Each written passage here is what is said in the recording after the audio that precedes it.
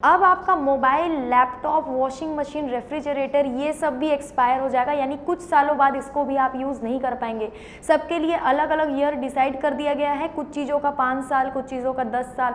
मतलब कि जिन लोगों की इच्छा होती है कि सालों साल कोई चीज़ अगर ख़राब हो भी गई है तो उसको रखे रहें, या फिर सालों साल कोई चीज़ चल रही है टूटने फूटने के बाद तो भी उसको चलाते रहें, तो अब आप ऐसा नहीं कर पाएंगे, क्योंकि यहाँ पर जो है सारे गैजेट्स आपके अब एक्सपायर होने लगेंगे। तो ये पूरी न्यूज़ क्या है, ये पूरी पॉलिसी क्या है, इसको न्यू स्क्रैप पॉलिसी का नाम दिया गया है, जो सरकार के द्वारा एक नोटिफिकेशन के थ्रू जारी किया गया था। तो देख लेते हैं, इसमें देखिए बहुत अच्छी अच्छी फोटो दिख रही है वॉशिंग मशीन की, है ना, माइक्रोवेव की, ये सारी चीज़ें, टीवी, ये जितनी भी इलेक्ट्रॉनिक चीज़ें हैं इन सब की एक लिस्ट जारी की गई है जो कुछ सालों के बाद एक्सपायर हो जाएंगे। और ऐसा नहीं है कि एक्सपायर हो जाएंगे तो आप उसको घर पे रखेंगे या कहीं फेंक आएंगे, ऐसा नहीं होगा।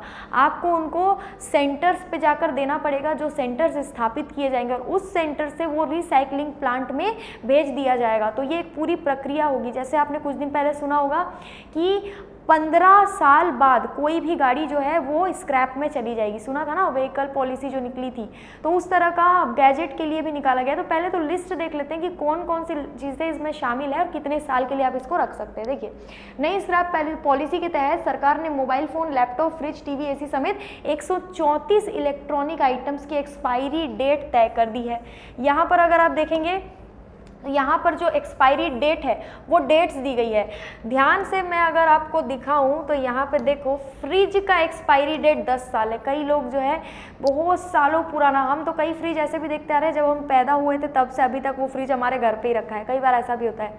तो अब ये नहीं हो पाएगा, फ्रिज आप 10 साल के बाद नहीं रख सकते हैं, स्क्रैप में आपको देना पड़ेगा। सीलिंग फैन जो आप लटकाते हैं वो आप 10 साल तक ही अपने घर पे रख सकते हैं। एयर कंडीशन, आपको पता होगा ना, एयर कंडीशनर की वजह से हमारे ओजोन होल में बहुत ज़्यादा दिक्कत आती है। उसके बाद ग्लोबल वार्मिंग में एयर कंडीशन का जो गैस होता है वो बहुत ज़्यादा इफेक्ट करता है। तो एयर कंडीशन जो है वो 10 साल तक आप यूज़ कर सकते हैं। माइक्रोवेव ओवन जिसमें खाना वगैरह गर्म करते हैं वो 10 साल तक रख सकते हैं। वीडियो कैमरा जो आप खरीदते हैं इतना महंगा महंगा, वो आप 10 साल तक ही इस्तेमाल कर सकते हैं। वॉशिंग मशीन को आप 9 साल इस्तेमाल कर पाएंगे।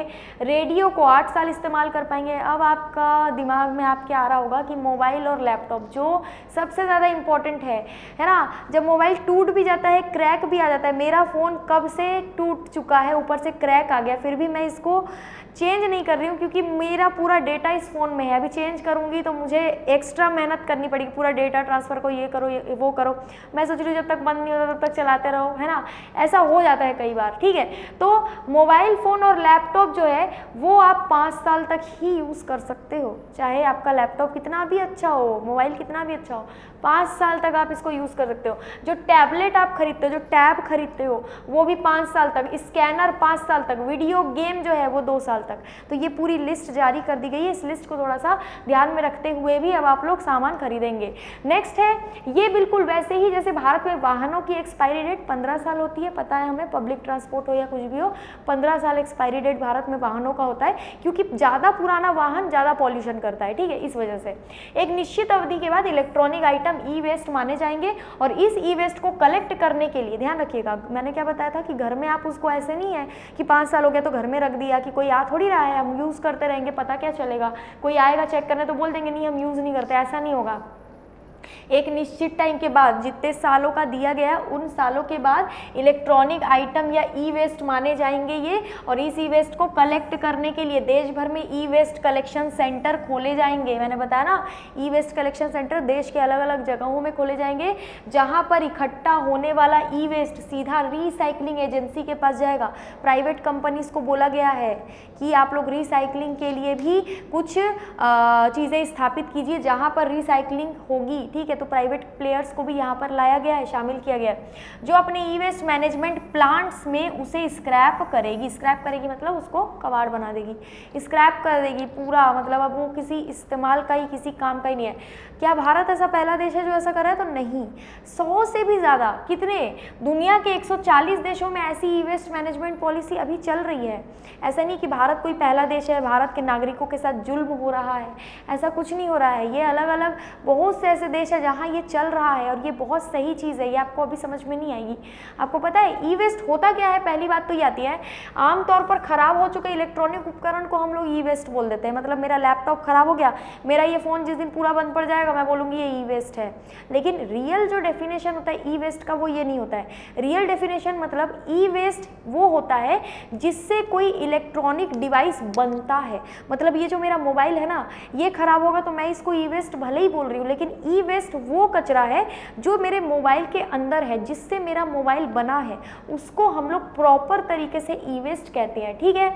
लेकिन क्या लिखा है देखो, आमतौर पर खराब हो चुके इलेक्ट्रॉनिक उपकरण को ही ई वेस्ट बोला जाता है, उपकरण को ही बोलते हैं। लेकिन ई वेस्ट ऐसे पदार्थ होते हैं जो इलेक्ट्रॉनिक उपकरणों में इस्तेमाल होते हैं, जिससे वो इलेक्ट्रॉनिक उपकरण बना है।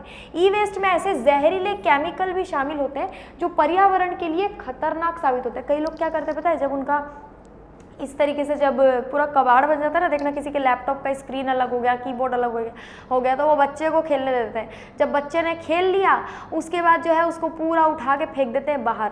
अब कोई उसको जला देगा, कोई उसको लेके चला जाएगा, कुछ और करेगा। मतलब इसमें बहुत खतरनाक केमिकल्स होते हैं। ये जो ई वेस्ट होता है, आप जितना मोबाइल, लैपटॉप, AC वगैरह यूज़ करते हो ना, एक तो ये बहुत सारे केमिकल्स का यूज़ करके बनाया जाता है, ठीक है। सेमीकंडक्टर वगैरह भी इसमें होता है जिसमें सिलिकॉन, जर्मीनियम भी रहता है, कई तरह के जो है खतरनाक केमिकल। उसके बाद AC में देखोगे तो क्लोरोफ्लोरोकार्बन वगैरह खतरनाक गैसेस होते हैं ना। ये सारे गैसेस भी बहुत ज़्यादा समय तक उसको अंदर रहते पूरे उपकरणों में तो वो फैली जाते हैं, अंदर की तरफ फैली जाते हैं। तो बहुत तरह की चीज़ें ई वेस्ट में होती है जो हमारे लिए बहुत ज़्यादा हानिकारक होता है। इसीलिए इस कचरे को जितनी जल्दी हो सके ठिकाने लगा देना चाहिए। बाकी अब आपको जो मैंने लिस्ट दिखाई है उतने साल तक ही आप कोई भी सामान अपने घर पर रख पाएंगे। अब हम लोग देख लेते हैं एक रिपोर्ट के अनुसार, global e waste monitor report, ये एक रिपोर्ट है। समय समय पर बहुत सी संस्थाएं जो है वो रिपोर्ट जारी करती है हर एक फील्ड में, ठीक है। तो ये ई वेस्ट के लिए एक रिपोर्ट जारी करी गई थी। उसके मुताबिक 2019 में पूरी दुनिया में 5 करोड़ 36 लाख टन ई वेस्ट पैदा हुआ। पूरी दुनिया में 5 करोड़ 36 लाख टन ई वेस्ट, ई कचरा पैदा हुआ था पूरी दुनिया में, ठीक है। कब? वर्ष 2019 में रिपोर्ट आई थी। सबसे ज़्यादा ई वेस्ट पैदा करने वाला देश कौन सा है? अगर आप रैंकिंग करोगे तो फर्स्ट नंबर पर चाइना आएगा। फर्स्ट नंबर पर कौन आएगा? फर्स्ट नंबर पर आएगा चाइना। सेकंड नंबर की मैं बात करूँ तो सेकंड नंबर पर आपका आ जाएगा USA, ठीक है, USA, ठीक है। तो ये जितने ज़्यादा यहाँ पर जितना ज़्यादा विकास हो रहा है, जितना ज़्यादा ये सब देश आगे बढ़ रहा है, उतना ही ज़्यादा ई वेस्ट भी यहाँ पर बढ़ता जा रहा है। और ई वेस्ट हमारी मानव जाति के लिए बहुत ज़्यादा खतरनाक है, ठीक है। तो सबसे ज़्यादा ई वेस्ट पैदा करने वाले देशों में नंबर 1 पर चीन है। 1 करोड़ टन ई वेस्ट हर साल पैदा करता है। कितना?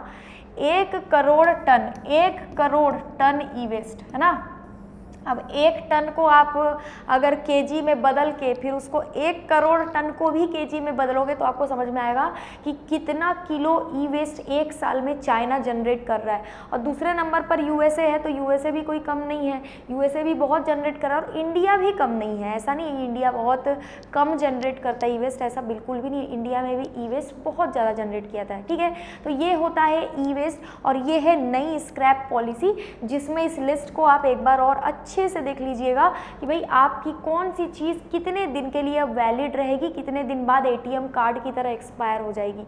तो बिल्कुल इसको ध्यान में रखते हुए कोई चीज़ खरीदी है, ठीक है। बहुत ज़्यादा पैसा किसी भी चीज़ में, इलेक्ट्रॉनिक चीज़ों में बहुत ज़्यादा पैसा मत लगाइए, मेरा तो यही साफ कहना है, ठीक है ना। तो मिलते हैं अगले वीडियो में। वीडियो को लाइक कीजिए, चैनल को सब्सक्राइब कीजिए और वीडियो को साथ साथ शेयर कीजिए। आज के लिए इतना ही। Thank you so much.